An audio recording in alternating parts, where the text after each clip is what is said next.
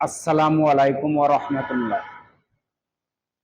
প্রিয় ভিউয়ার্স, দেশ এবং বিদেশ থেকে যে যেখানে বসেই আমার এই কথাগুলো শুনবেন, সকলেই শেয়ার করে দিবেন।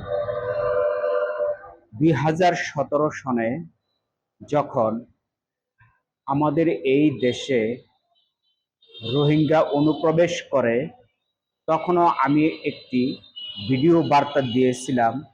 সেটি হচ্ছে যে এই রোহিঙ্গা বাংলাদেশ এবং বাংলাদেশের সার্বভৌমত্ব রক্ষার জন্য হুমকি হয়ে দাঁড়াবে। আজ কিন্তু সেই কথাটি অনেকটাই সত্য। রোহিঙ্গা অনুপ্রবেশের 8 বছর গত হয়ে গেলেও কোনো সরকার এই রোহিঙ্গা ইস্যুটা সমাধান করতে পারেনি। রোহিঙ্গারা আমাদের দেশের নাগরিক নয়, কিন্তু মানবতার দিক বিবেচনা করে, মানবতার দৃষ্টিকোণ থেকে রোহিঙ্গাদের আশ্রয় দেওয়া হয়েছিল আমাদের এই দেশে। রোহিঙ্গারা আজ আমাদের সমাজের জন্য হুমকি। আপনারা জানেন, শ্রীলঙ্কাতে ইন্ডিয়া থেকে যখন তামিল টাইগাররা অনুপ্রবেশ করে, তখন তাদেরকে বের করে দেওয়া হয়নি। তারা ধীরে ধীরে ওই দেশে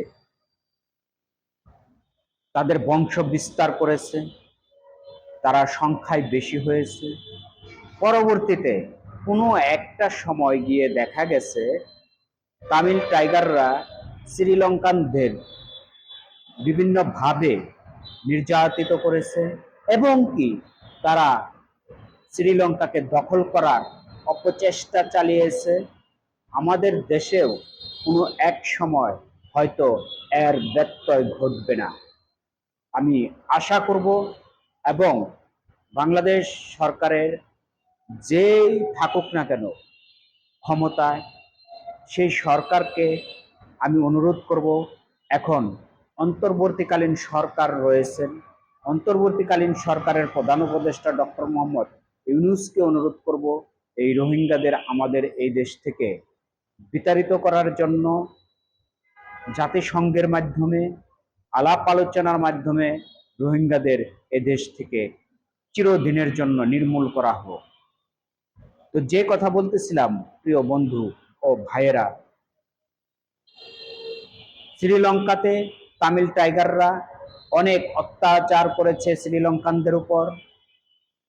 পরবর্তীতে যখন রাজাপাকসে ক্ষমতায় আসেন, তখন রাজাপাকসে এই তামিল টাইগারদেরকে যেখানে পেয়েছে সেখানে শুট অ্যান্ড সাইট করে তাদেরকে সর্বশান্ত করে সে দেশ থেকে বিতাড়িত করেছে।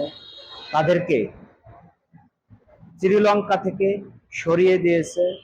পরবর্তীতে দেখা গেছে যে শ্রীলঙ্কার সুষ্ঠু এবং স্বাভাবিক পরিবেশ ফিরে এসেছে। আমাদের দেশেও যেন রাজাপাকসের মতো তেমন কোনো পদক্ষেপ নিতে না হয়, এজন্য আগে থেকেই আমাদেরকে সতর্কতার সহিত জাতিসংঘের মাধ্যমে আলাপ আলোচনা করে রোহিঙ্গাদেরকে প্রত্যাবাসনের একটি ব্যবস্থা করা হোক।